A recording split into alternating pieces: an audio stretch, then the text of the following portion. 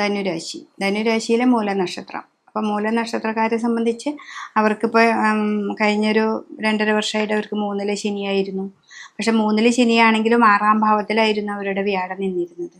അപ്പോൾ 3-ലെ ശനി നമുക്കിപ്പോഴും പറയും നല്ല 7-ര ശനിയൊക്കെ കഴിഞ്ഞു, 3-ലേക്ക് ശനി വരുമ്പോൾ മുടി വെച്ച് വാഴുന്ന ഒരു സമ്പ്രദായമാണ് നമ്മൾ പറയുക. പക്ഷെ വ്യാഴം അവിടെ ഇത്തിരി 6-ാം ഭാവത്തിലായതുകൊണ്ട് അവർക്ക് അത്രയ്ക്കും ഊഷ്മളമായ ചിലപ്പോൾ ഫലങ്ങൾ കിട്ടിയിട്ടില്ലെങ്കിലും ഇനി 7-ാം ഭാവത്തിലേക്കാണ് നമ്മുടെ വ്യാഴത്തിൻ്റെ വരവ്.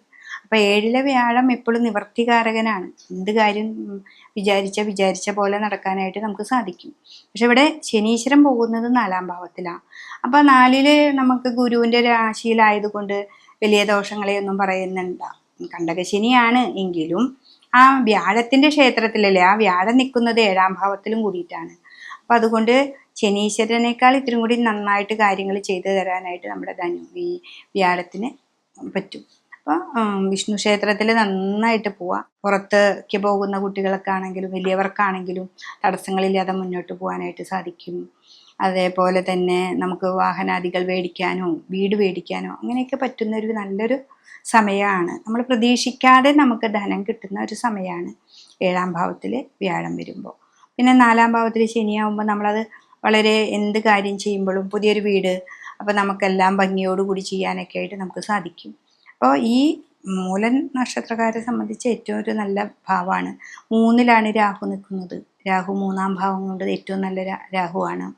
പിന്നെ ഇവർക്ക് 9-ലാണ് കേതു നിൽക്കുന്നത്. 9-ൽ കേതു എന്ന ഗ്രഹം 9-ൽ നിൽക്കുന്നത് നല്ലതാണ്. നിഗൂഢമായ ശാസ്ത്രജ്ഞർ ജ്ഞാനത്തെ തരുന്ന പറയുന്നത്, അതും സൂര്യൻ്റെ ക്ഷേത്രത്തിലുമാണ്.